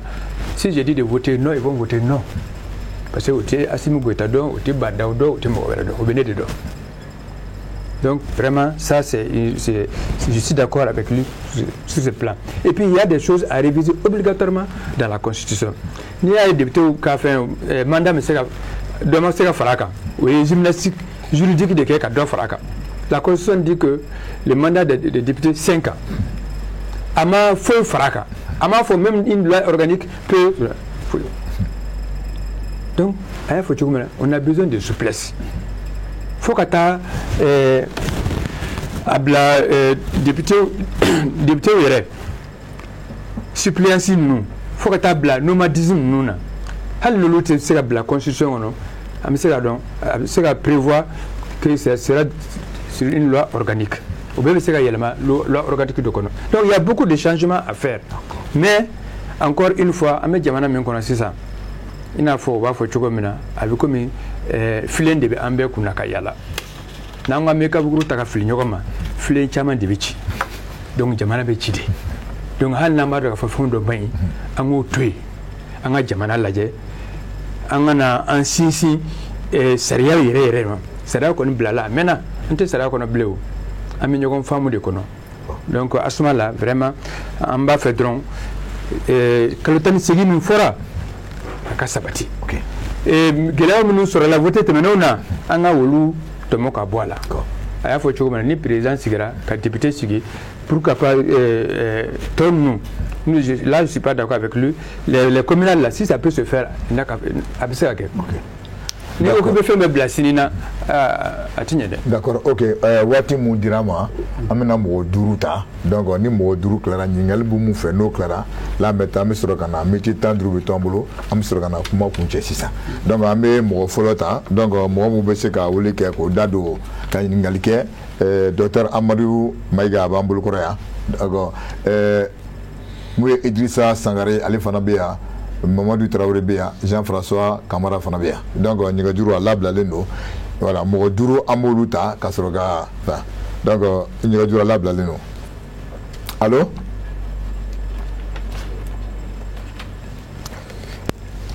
allo allo ouais an cɛ somɔgɔ bɛ di k'a wele ka bɔ min Abu Danbe bɔ Kucala Kucala k'a wele ka bɔ Kucala awa ɲininkali b'i bolo ka ɲɛsin jɔn ma min ka débatteur n b'u fo awɔ Jean an b'a fo awɔ ale de bɛ débat kɔnɔ parce que ale bɛ ka fɛn fɛn fɔ ale de ye Mali a bɛ se ka fɔ ale de bɛ ka kuma Mali taabolo yɛrɛ yɛrɛ kan CNTP yɛrɛ bɛ ka min fɔ o tɛ se ka lamɛn o parce que CNTP ma k'a fɔ an ka assemblée bilalen don olu fɛ yen ko olu ka to k'o sɔn u yɛrɛ sɔn u ka assemblée kɔnɔ assemblée t'o fɛn dɛ ayi mo ko dronte e jamana jogoy ayi de do jamana be ka bil de kan be hasla la me anga fata jonga kay na bo tawre ba ko focus ta siga kuma mal ko wala akram mo re de d'accord voilà ok merci beaucoup donc ambe mo flanata hein awa Abdul Wahab anche Abdul Wahab kan wele ka bɔ min allo kan wele ka bɔ min Abdul Wahab ko ta Guinée Equatoriale Guinée Equatoriale awele ka Guinée Equatoriale ok awa afamna kuma awo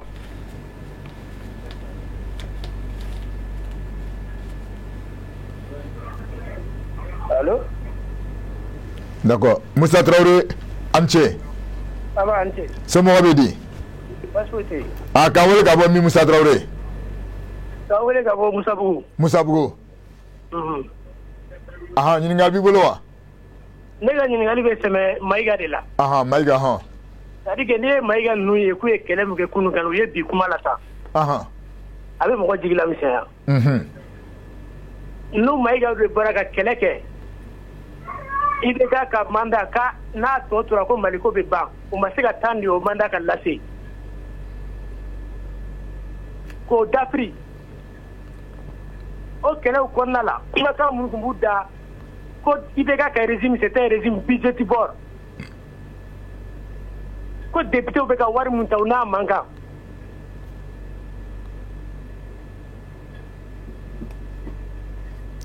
kuma no o Mayiga nana i sigi bi ko a ni 100 millions dira ale ma k'ale bɛ baara de la o tora o député tun bɛ taa ka sunɔgɔ de la ale bolo ten n'olu tun bɛ sunɔgɔ de t'a sɔrɔ ale sigilen bɛ ni plateau kan k'a bɛ kuma assemblée ko kuma la donc mɔgɔw ka sabali n'i b'i ka kɛlɛ kɛ tiɲɛ kan diɲɛlatigɛ don dɛ a b'an bɛɛ rattraper a sigilen filɛ kɛnɛ kan bi a bɛ kuma a bɛ ka parce que a b'a kɔnɔ mais don bɛ na an bɛna ye d'accord ok bi olu de bɛ ala deli la bi ko bɛɛ ka fara k'olu kan ko bi ka CNT dɛmɛ ou bien ka transition dɛmɛ a ka lase ou bien dɔ ka fara a ka parce que a tɛ ka baara kɛ d'accord président tun bɛ yen mun élilen don légitimement mandat ye san 5 de dilen na a b'a ye san 2 kɛ san 3 tora a ko k'aw t'o kɔnɔ bi n'aw nana aw sigi an ɲɛkɔrɔ mɔgɔ ka sabali sa d'accord donc kana mɔgɔw bila fili la aw kana maliyɛnw bila fili la ok n'u ye yɛrɛ ko de ye jamana ko tɛ dɛ n b'o f'i ɲɛna ni Mayiga k'a bɛ kuma ko Mali ko don Mali ko tɛ a yɛrɛ ko don d'accord a faamuyara 100 millions bɛ taa a b'a ta bi n'a y'a ta se il ne doit pas être fier de ça d'accord ok a bɛ nin jaabi merci beaucoup mɔgɔ naani an b'o ta allo Umar Sidibe ka wele ka bɔ min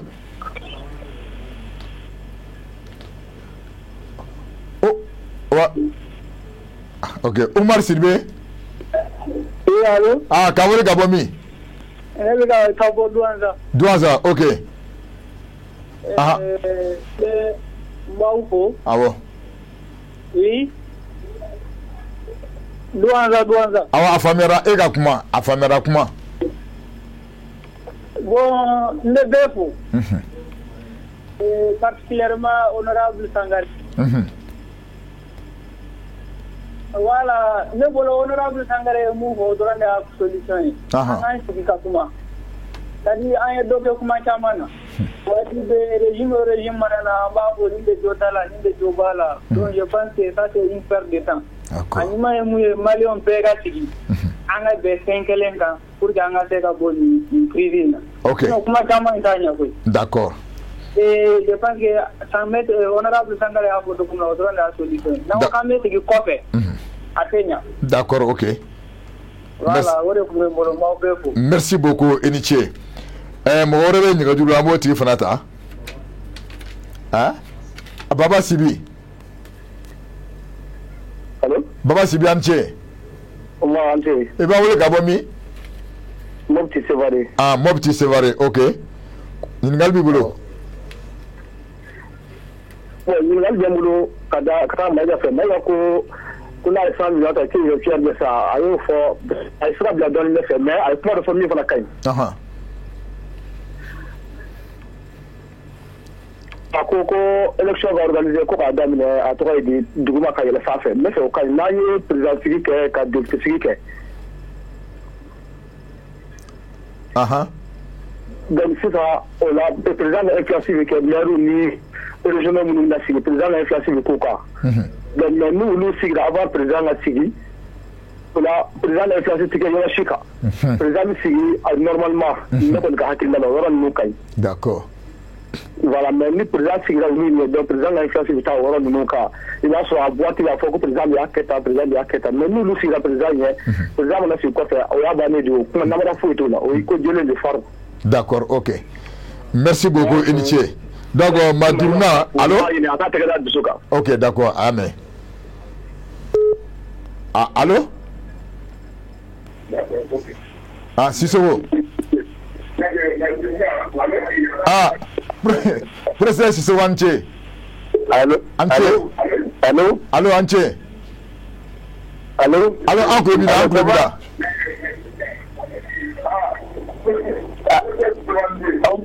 Vous venez, ça va? Ouais, ça va.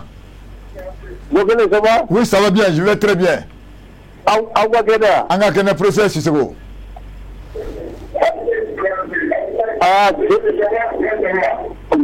c'est pour te féliciter. Oui.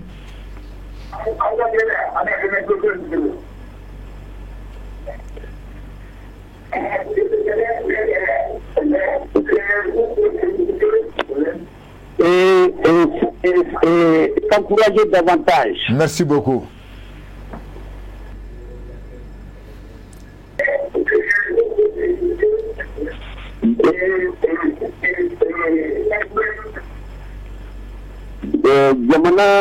Jamana kɔnɔ fɔ an ka hakili de fara ɲɔgɔn kan.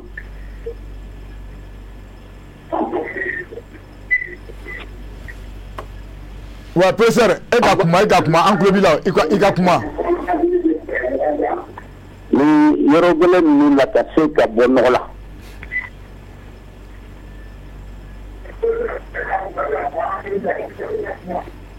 Ni yɔrɔ gɛlɛn ninnu la fɔ an ka hakili de fara ɲɔgɔn kan ka se ka bɔ nɔgɔ la. Parce que situation de cogo min na a ma se an ka ɲɔgɔn coup de poing an ka poing di ɲɔgɔn ma an ka kɛ tan an bɛ dingɛ de kɔnɔ an b'a bɔ cogo de ɲini. Mais pour que ka bɔ dingɛ in kɔnɔ fɔ an ka droit de bato. N'i ko k'i bɛ bɔ nin dingɛ in kɔnɔ ka daw jeni an tɛna sanfɛla lasɔrɔ ou bien an bɛ segin a nɔ la. N'i ye droit bila n'i y'a fɔ aw ye tuma o tuma n'i ye droit bila dɔrɔn i bɛ ŋa ɲan fɛ. I bɛ ŋa ɲan fɛ. Voilà. Donc yɔrɔtigi ye fɛn dɔ ye ni Ala y'i sugandi k'i bila hadamadenw ɲa jamana ko de don ka n'a kɛ yɛrɛko ye. Maaw fara ɲɔgɔn kan Ala baara de don. Maaw fara ɲɔgɔn kan. N'i ye maaw fara ɲɔgɔn kan aw bɛ sigi aw bɛ kuma aw bɛ jamana jɔ aw b'aw tɛgɛ di ɲɔgɔn ma. Ne y'a dɔn o de tun ye ko ye sisan n'an ka kan ka min kɛ. Mais ka ɲɔgɔn bila kɛrɛfɛ ka ɲɔgɔn kɛ tan ka ɲɔgɔn kɛ tan nin si tɛ foyi ɲa. Bɛɛ bɛ bɛɛ dɔn jamana in kɔnɔ yan. Bɛɛ bɛ bɛɛ dɔn bɛɛ ye min ye bɛɛ b'o dɔn. Mais an k'o bɛɛ to yen an k'an tɛgɛ di ɲɔgɔn ma an ka bɔ dingɛ in kɔnɔ. Ne bɛ se ka min f'i ye komi ne ye n da bɔ kow la fɔlɔ pour que ka chance di hali bi an ka jɛ. Mais ni Ala jɛra n'a ye n yɛrɛ natɔ don. D'accord, problème t'a la. A ko sera yɔrɔ min ma f'an ka wuli ka jɔ. D'accord, ok. Mais n bɛ jɛya ko jɛra ye fɛn o fɛn fɔ a ye lɛgɛsɛ de fɔ. N b'a fɔ dɛ. Voilà. Traoré tɛ dɛ jara tɛ dɛ Traoré. Traoré ye fɛn o fɛn fɔ a ye lɛgɛsɛ de fɔ.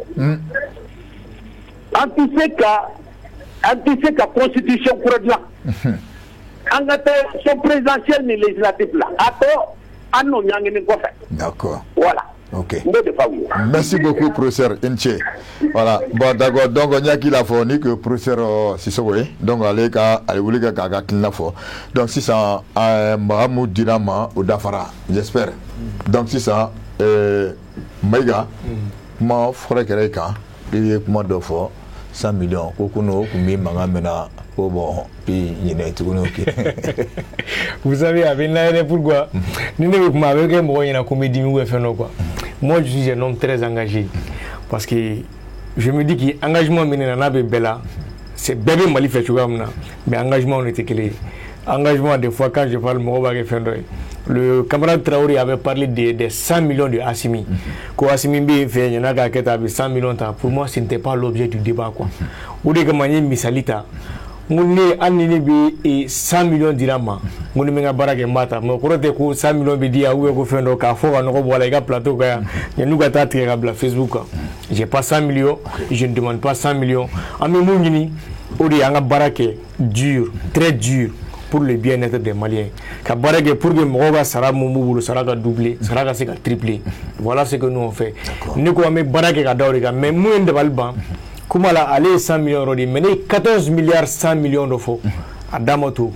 C'est pour dire que des fois, mais c'est une question de personne. On te vise sur un plateau ou viser qu'à essayer qu'à mourir, mais c'est pour dire que les 14 milliards moufo, on est la petite, micro et moyenne industrie financière. Pourquoi as-tu voulu qu'on ait une ah, mais 14 milliards de avoir aussi la sur le chodi. Pourquoi on a aussi une entreprise papier, on a aussi une entreprise développée. Voilà des comportements que moi je veux. N'était parti politique là, comme on va en Floride. Mais mon quand a gagné la baram nambourg ni dom la décidé de parti politique là ni me musala avec moi la dom nambake je ne vois pas pourquoi je vais venir mentir comment ça c'est un des deux Moussa Traoré budget voilà les fait toujours un budget comment faut vous savez budget nous comment ka tianko jugu fin de bino tu sais que grigana ka faut qui va falloir mais ce n'est pas l'objet de notre débat Assimi 100 millions qu'on a sur le kabata moi je crois que c'est faux mais je ne vais pas rentrer dedans mais budget mais c'est comme faut au budget me dit Mali vraiment c'est un budget de 2805 milliards de francs CFA d'offre la Mali est budget national quand kasega mo demain kasega 100 milliards nous on a France investissement budget d'investissement pour les kasega industrie développée oui le budget ko na ko ngam kele la M5 na effectivement kele mais bien kele wa do do na budget là m'a renvoyer kata ministère de l'économie et des finances citiga avec à détail ouvert sur le nom c'est un document de 1209 pages ensuite à flâner 579 pages. Maintenant, c'est ce que ani mo chama bon wili ke kana unité ma ani bema bon ayaga kinna fene fo construction kula c'est son droit le plus absolu aramade amenyo ndafadi. D'accord, monsieur Sangaré et Tanoula au niveau de Douanza il y a donc une ngalma tengi emade voilà non ni ngali ma c'est nema ba menye tanuke mbafu OK mais akado ndrom il y a nos chaînes politiques ou bien société civile bien mais ambera la nini Mali d'accord dans la numéro comment faire non comment me mettre Mali katadike kono bosu ambel la nini akanyede donc ambo wakina de kono d'accord OK donc si ça n'est mabeka ningali muke si ça malaba ka di ambema ça ça ni beke mais ta ferait me relever à rebolo à bas faire quelque chose monsieur Sangaré ma femme ouais ferait me relever et rebolo si ça puis c'est amna kumaga là-bas de binadi auma et nangambo fo amesegi korole ndeka inclusivité parti asma tola parti asma tola inclusivité mo kana fo ni mu yebega mo koy ango uden kerefe ni mu Moussa Traoré ka mo koy ango ben kerefe inclusivité ça c'est la première des choses aflana est mieux transition mo kanu ka baraw chaya kunu ka barachaya kanu ka barachaya nu ka sira chaya sira minata chaya abigere obulo la première des choses Malien Mina, c'est la sécurité. I élection wo, I maire sigo enyo, ni sécurité té. Ici, c'est que. Au quand nous nyeso odema, follow. Andunya ya ademene ni si sanche, antiseka foko do bora insécurité. Oya flana. À Sabana, c'est parce que à Kagelene. Amba ni Malien bela jelen fait ka transition ka deme k'a dɛmɛ k'a fɔ ko Assimi do ou bien Bandaw do ou bien karisa do o tɛ dɛ Mali dɛmɛni de do parce que mɔgɔ hakili la n'i ko ka transition dɛmɛ dɔrɔn i bɛ jɔyɔrɔ de ɲini na ou bien i ni transition mɔgɔw ka di ne tɛ nin si dɔn mais wajibi do an ma mɔgɔ mɔgɔ bɛ voté ko kuma fɔra élection kuma fɔra n'i ma hakilila jagabɔ ka transition dɛmɛ ni se ka ɲɛnabɔ k'a dɛmɛ sira jumɛn fɛ k'a dɛmɛ insécurité bɛ kɛlɛ cogo min na ka u dɛmɛ élection ɲuman bɛ se ka kɛ cogo min na parce que gouvernement kɔni b'a bolo da u b'u hakili jagabɔ mais a tɛ se k'a bɛɛ kɛ d'accord fana y'a dɔ ye maintenant fɛn min ye calendrier yɛrɛ ye n bɛ segin o kan ni gouvernement hakili la ko a bɛ se a fɔ cogo min na ni i da fa mugu jalan na a bɛ sɔrɔ a ji bi kɛrɛfɛ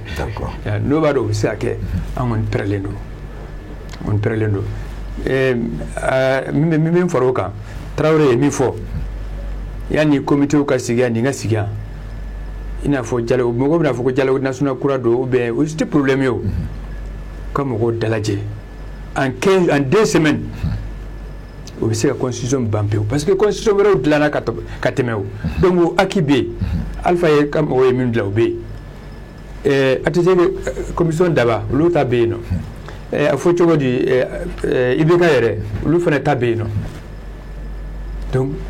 a caman de bɛ yen a bɛ fara ɲɔgɔn kan dɔrɔn ka dɔ bɔ a la maintenant k'a fɔ ko comité sigili parce que Mali fana problème ye mun ye ka ne to assemblée la comité min bilala ka projet de révision constitutionnelle kɛ kalo 6 5 ma u taara France ni fɛnw bɛɛ mais rapport u nana ka rapport di président ma mais rapport min bilala ka taa assemblée la o ni olu ye rapport min di président ma a bɛ tan de an yɛrɛ y'a président wele a ye kuma min fɔ an ye a don a ko ce n'est pas mon ADN a bɛ komi ko ale ka joli tɛ ale ka fɛn dilannen tɛ donc o fana bɛ Mali faama o ko la mɔgɔw b'u hakili jagabɔ nafolo bɛ don a la an ɲɛ bɛ nin comité ninnu bɛɛ la siranya b'a la dɛ parce que o bɛ taa fɛnw dɔ bɔ i b'a sɔrɔ jamanatigiw minnu bɛ jamana ɲɛfɛ o bɛ taa ko wɛrɛ kɛ min ni mɔgɔw ka hakilina tɛ kelen ye o bɛ an ka fɛnw sira ye n'o tɛ élection kɔni n'a kɛra an pɛrɛlen don. Ok, Jean-François, voilà. Bon, fɛrɛn bɛ kumakan laban b'i bolo. Voilà, kumakan laban bɛ ne bolo toujours. Comme monsieur Sangare y'a fɔ cogo min, o ye inclusive de ye. Mɔgɔ kana dan kɛrɛfɛ. Mɔgɔ si tɛ maliyɛn ka tɛmɛ mɔgɔ kan. Nous sommes dans une république kɔrɔ de l'égalité de tous devant la loi. Ko bɛɛ ye kelen jamana kɔnɔ. Donc a ko tigibaw ye mun ye, kun tɛ se ka di kuntigi kɔ dɛ. On ne peut pas raser la tête d'une personne en son absence. Kuntigi est joint, c'est les partis politiques, c'est la société civile. Autorité mounoume, c'est autorité boule ou impliquée. Élection, nous, au lieu de coronavirus, bon, on a élection qui a fait la quête année, à côté de donc c'est au-delà de ça, nous sommes principe de dégager. Professeur, si je veux mieux faire fort, à inquiéter mon chamana, à faut quand on a ces réformes, faut qu'il y ait un fort, j'ai travaillé, il faut méfiance, il me concerne et réforme faut qu'il y ait un ça quand on a tout président Kourakasiki à la réforme que ça va défendre à quelqu'un d'autre on a dit ou à quelqu'un est bora travailler le Canada ni méga les boulots en fait avec ta plateau quand on a quelqu'un paye qu'il euro là euro mais on peut faire comme Mali ou dingue mais on a méthode ou téclé on a démarche ou téclé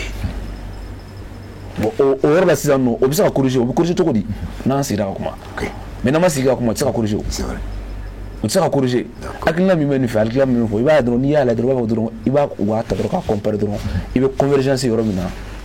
akila on ben on tam on ani meche o ya convergence yoro mina ka fo ko Mali jamana in kadanyi am fa ka bo dinga kono mais anga dimanche ni tekeli anga méthode tekeli pour ko ka sera corriger fa nga sigi anga kuma mo shiga na den krefe mi Mali kono ani mo Mali koka beka impliqué à la OK voilà d'accord Maïga oui nega kuma kala me bolimu ka ori an ka bɔ mɔgɔ ko la an ka na jamana ko la Assimi Maïga Kamara Sangare Traoré an bɛɛ hadamadenw de faso ye an bɛɛ faralen ɲɔgɔn kan an ka mɔgɔw to yen an ka na faso ko la hadamaden n'i bɛ se ka mun kɛ e k'i ta kɛ bani yanni k'i ka jamana nin kan ko ne ko ne ka jamana bɛ se ka mun kɛ ne ko e yɛrɛ ye mun kɛ i ka jamana ye an bɛɛ lajɛlen ka an yɛrɛ ɲɛnga o la an ka bɔ dusu kɔnɔna la mɛ an ka hakili kɛ an ka baara kɛ Akila Moumana, nous avons tous quelque part une capacité intellectuelle assez poussée. On a essayé de en jeu. Comment n'a danganiya t'i bolo kana fɔ ka da dɔ la parce que a bɛ se ka kɛ i ka kumakan barika b'a la mɔgɔ dɔw fɛ n'i y'a fɔ dɔrɔn mɔgɔ dɔw b'a minɛ tiɲɛ k'a kuru bolo quoi an ka fara ni kuma fɛn fɛn tiɲɛ t'an bolo k'a danganiya t'an bolo an ka fara k'a fɔ dɔ ma de surcroît surtout que n'o y'a sɔrɔ an ka ɲɛmɔgɔ don parce que bi bi in na maliyɛn bɛ a ka ɲɛmɔgɔ ye i b'a fɔ kuma dɔ la a jugu de i b'a fɔ ne filɛ bi fɔlɔfɔlɔ mɔgɔ caman min tanu bɛ fɛngɛ mais bi n b'a kɔnɔ ɲɛnu kana dɛmɛ ni hakilina ye kana fɔ ah mɛgɛ i b'a kɔnɔ an bolo ɲini don an ka taa tan an ka taa tan mais automatiquement caman bɛ mun ye dɔrɔn u b'u miiri fɛn dɔrɔn o ye kasabiko fanfɛla de musaka ko tɛ foyi ye jɛnatigɛ la jamana ko la jamana de ka gɛlɛn an bɛ fasodenw ka baara de la wa u k'a dɔn k'a fɔ an bɛ u ka baara de la u ka na fɛnɛ CNT dayɛlɛlen bɛ diɲɛ bɛɛ lajɛlen wagati ko t'anw ka baara la même le week-end an bɛ yen o kɔni an ka jɛ an ka baara kɛ ɲɔgɔn fɛ projet caman de bɛ yen nɔ minnu tɛmɛna CNT kɔnɔ minnu bɛ denmisɛnninnakaw sifinnakaw kan u ka na n'a nana n'a bɔra an fɛ yen n'a taara exécutif la a kan ka la u kan ka suit cogoya min na an ka ɲɛf'u ɲɛna u ka suit ten et ça c'est vraiment un acquis je le dis haut et fort n b'a fɔ ni ye transition ka laɲini kelen de ye mun kɛra ka ɲɛsin sifinnakaw ma u k'an suit u ta de y'a kasabiw ye u ka taa ta u ka baaraw kɛ an minnu b'a kɔnɔ an tɛ se ka maga la. Ok, merci beaucoup. Merci beaucoup. Madu Traoré. Bokele an bɛ duwawu de kɛ halisa jamana in mago bɛ a den bɛɛ la an kan ka taa conférence nationale souveraine na an Mali problème bɔ k'a da ɲɛmɔgɔ nɛni n balimakɛ ko k'a dabila alhamdulilayi rabil alamina aw tun k'a dabila kunu yanni bi cɛ i bɛ k'a laburuja la aw fɛ ni dɔ kɛ dɔ la o bɛ lasegin i ma sisan problème bɛ yɔrɔ min voilà exactement je ne suis pas en train de mentir problème bɛ yɔrɔ min na ne ko de ko ninnu ko k'u bɛ caution kɛ miliyɔn 50 ye kuma nana ye de miliyɔn 50 a ka ca Bokele Mali mago bɛ fɛn kelen dɔrɔn de la bi malidenw yɛrɛ ne b'a ɲini maliden bɛɛ lajɛlen fɛ u ka 500 ni 400 minɛli dabila n'i ye 500 400 minɛ k'i ka wote falo la jamana ɲɛmaa bɛ se ka fɛn bɛɛ minɛ mɔgɔ la a bɛ se k'i ka baara tiɲɛ a bɛ se k'i ka ni minɛ a bɛ se k'i ka du datugu mais i ka wote a tɛ se k'a minɛ i la i ta don o de y'i ta ye n'an ye wariko bɔ wote la bi an bɛ jamana ɲɛmaa sɔrɔ min bɛ kɛ an dɔ ye nka n'an ye wari don a la mɔgɔ minnu dogo wari kɔfɛ ka ban i tɛ se k'a jogo dɔn bilen an bɛ yɔrɔ min na ko bi jamana in problème dɔɔnin don n'an taara conférence nationale souveraine na an b'a kuma fɔ k'a ban an bɛ jamana ko fɔ k'a bɔ k'a da min bɛ kɛ san 100 baara ye an bɛ dugawu kɛ. Merci beaucoup donc an b'a da voilà an b'a dan ko bi. n ye fili dɔ kɛ kuma na n ko loi bɛ promulguer loi constitutionnelle le 15. Du coup, janvier de fois, mais il y a un papier là, c'est en juillet. Ok. En juillet de l'habitat CNT là, en juillet de l'habitat promulgué. Ok. Voilà. Donc, il y a un peu de Mohamed Koumamoul Korea, Idrissa Sankare, donc Asma, parti Asma Tola, Amba Afoka Walmadon, Docteur Amadou Maïga, CNT, Ambi Foki Walmadon, merci beaucoup. Mamadou Traoré, président Union. Coalition de Corps Force. Voilà, donc Ambi Foki Walmadon, merci. Jean-François Marie Camara, chercheur, vraiment, merci beaucoup. Ambi Fo, donc, on sait qu'Aulia, tant que Nama, Mouya, Andemeka, Baran Noya, Ambolo. Donc, Ambeto, Amta Bangon Konei. Donc, Mouye, commission gestion donc Samba Koulibaly anaka Mamadou Amboufo ameto bangon connaît ka Ousmane Souré anaka secrétaire directeur général de Cherfla Ambale Fo Namboré ameto ressources humaines na madame Touré Tinama Traoré ani monsieur Sidibé ameto rola ka caissier Diara comptable ka Sangare Fanafo ambe boy amena service marketing la Mouye Soumala Traoré ani Amadou Samake ambu bela jenufu no bora ni service commerciaux fond formé par la Cherfla bangone ambu bela jenufu ambe boy amena Modbabou era en rebe romna Bouya Koulibaly responsable technique amba afo Mouye Mohamed Keita production amba afo Adama Koulibaly aleba akrefe Boy Jabate amba fanafo Moussa Bala Traoré amba le fanafo Nambora amta Regina Régie John Beyi oye Chaga Koulibaly Abouaka Traoré NB ani Didi Bokoum rédacteur en chef Moussa Fomba amanyine ko ki fo ko sebe Nambora amina service religieux la sabla Nambora lulu bina amesunga lu banu kono Amadou Diallo Mokhtar Bagaygo ani Ousmane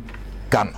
puis k'a fara Daba Jawara kan ni an balimamuso mɔgɔw kɛrɛfɛ Jaabi an b'o fana fo n'an bɔra sisan an bɛ segin ka na fɔ fɔ an bɛ baara kɛ Sherifula la an b'o bɛɛ lajɛlen fo garde an b'o fo gardien mun bɛ duguma an b'o fo chauffeur an b'a bɛɛ lajɛlen fo k'a kun cɛ ni jɔn ye Usman Sherif Madani Ayidara an b'a fo kosɛbɛ a n'a ka denbaya donc a k'an bɛn dimanche wɛrɛ ni maa wɔɔrɔ ye merci beaucoup a ni cɛ.